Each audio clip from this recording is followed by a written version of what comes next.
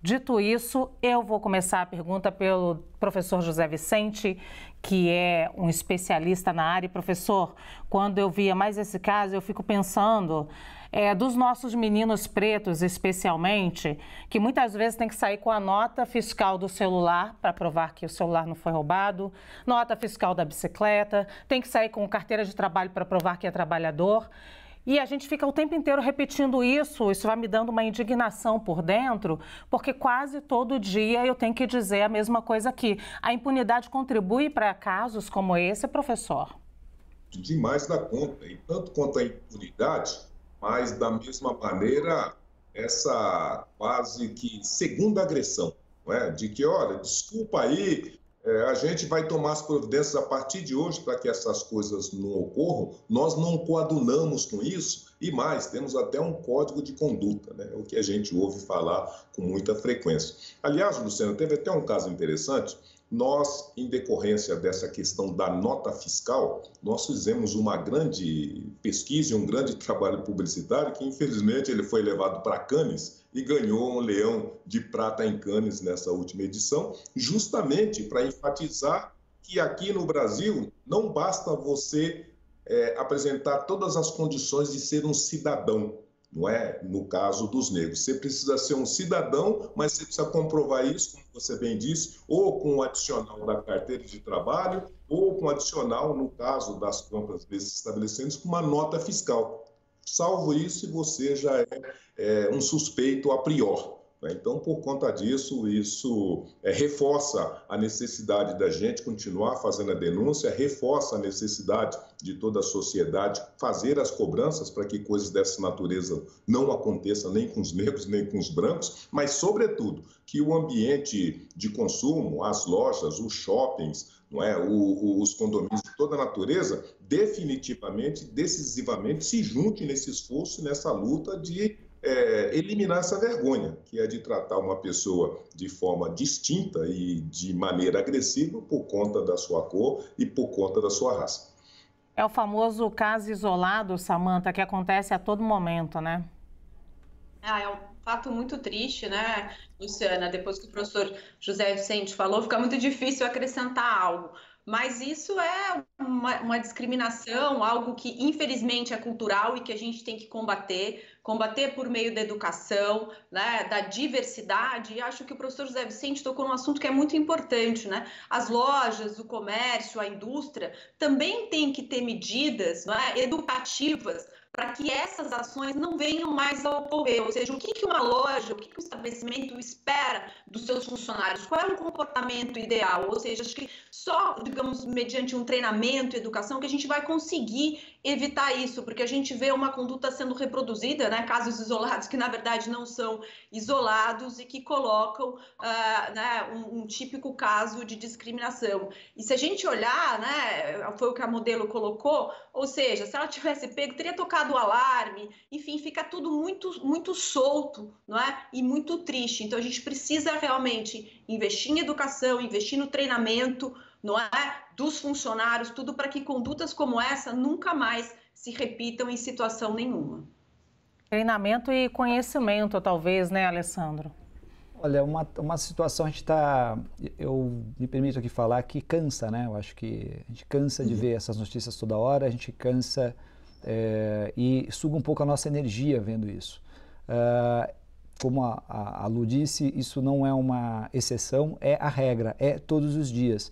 É um fardo que a população e o povo negro tem que carregar nesse país, que tem um corte racial nas suas relações, um corte racial hierarquizador, ou seja, que torna algumas pessoas vistas como superiores na sociedade e as demais como inferiores, e leva a uma tentativa sempre de criminalização. E olha que interessante, quando nós olhamos essa situação que ocorreu nessa loja, eu ia falar um supermercado, porque acontece toda hora em supermercado, que já meio que mimetizou, mas olha o que aconteceu nessa loja. Ninguém teve a consciência mínima de chegar e falar, bom, peraí, tem alguém acusando alguém de ter furtado, mas quem é essa pessoa? A pessoa que tinha acusado, que em tese seria uma pessoa consumidora na loja, nem apareceu. A gente nem sabe se ela existe nessa acusação. Ela não apareceu. E mesmo assim, né, o gerente, a pessoa da loja, vai com segurança atrás da mulher negra para levar lá dentro da loja para dizer que não tinha ninguém para aprovar absolutamente nada, que eles não tinham câmera, não tinha absolutamente para aprovar nada. Mas mesmo assim, todo mundo procedeu indo lá buscar a pessoa, levar até a porta, etc. Então vejam, se nós não tivéssemos, né, hoje câmera, internet, denúncia na internet, uma advogada que estava presente lá na hora, uma advogada que hoje, e aí também foi importante naquele momento, pelo menos pela maneira como o fato aconteceu, uma advogada que levantou a voz, que falou, opa, peraí, isso não. Eu costumo dizer o seguinte, nós precisamos de mais pessoas que não sigam um caminho de manada, um caminho da tradição, um caminho da cultura. Nós precisamos de mais pessoas que digam isso não. Essas pessoas são as pessoas excepcionais, Lu. De chegar e falar isso não, de uma mulher que fala isso é racismo, que acusa, que dita na hora, que diz na hora isso e que, né, tenta não baixar a cabeça porque todo mundo está atuando da mesma forma. Se tivesse uma pessoa nessa loja que dissesse, olha, nós não podemos fazer isso é um absurdo, nós temos uma sociedade racista, talvez isso não tivesse acontecido. Mas a cultura, como disse a Samantha, nós temos uma cultura no país. E essa cultura é qual? É uma cultura de hierarquizar a população negra diante da população branca no nosso país. E esse é um grande problema. E eu diria que não é um problema que a gente não vai solucionar esse problema com compliance em empresa, com treinamento, com capacitação. Tudo isso vai ajudar. Mas é um problema que deve ser enfrentado por toda a sociedade com políticas públicas de Estado incentivando tudo isso. Ou seja, nós podemos colocar a nossa pequena gota para tentar ajudar nesse problema, mas é um problema de Estado, de lei, de aplicação da Constituição. E é isso que nós temos hoje. E para quem não é antirracista, seja por uma questão humanitária e social, tem que ser antirracista pelo menos por uma questão financeira, porque eu diria que esses lojistas perdem dinheiro, seja pagando indenização, perdendo o cliente consequentemente por conta de atos de racismo, ou seja, por subestimar consumidores negros, porque muitos consumidores, isso é muito comum, a pessoa entrar na loja e às vezes tem um potencial de compra enorme, mas é subestimado e nem é atendido como deveria ser atendido. Total, Lu. Para colocar a minha contribuição, difícil de discordar de qualquer coisa que foi falada aqui já, mas, de fato, né, como você começou a dizer, a gente precisa de punição. Quando não tem punição, e foi quando você disse, o professor José Vicente colocou, parece que não tem risco, não vai ser preso, não vai acontecer nada. Aí parece que o crime compensa, né? Aquele velho negócio, o crime compensa. Mas também precisa de conscientização, precisa que as empresas tomem atitude, né? Não é um ou outro, né? As duas medidas vão contribuir.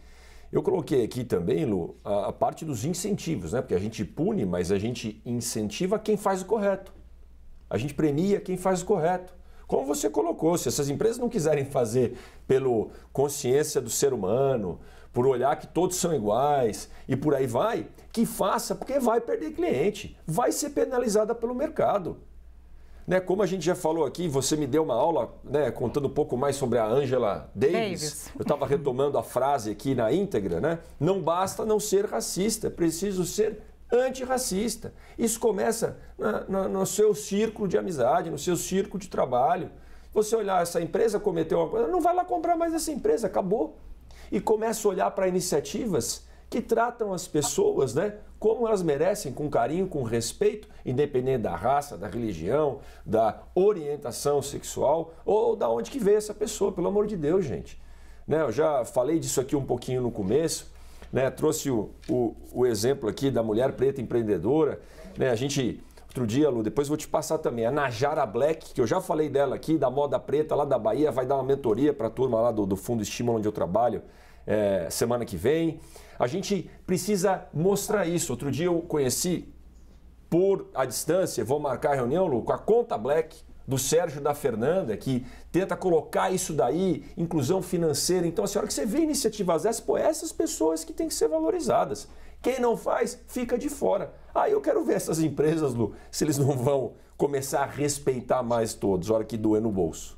Quem não se adequar vai perder dinheiro. Se não for hoje, já está perdendo, vai perder amanhã ou depois. Porque mesmo no futebol, a gente já viu, vocês estão vendo, quando os patrocinadores começam a tirar ali o patrocínio de time que não tem nenhuma punição em relação ao racismo, tudo se movimenta. Então, vai ser por aí também.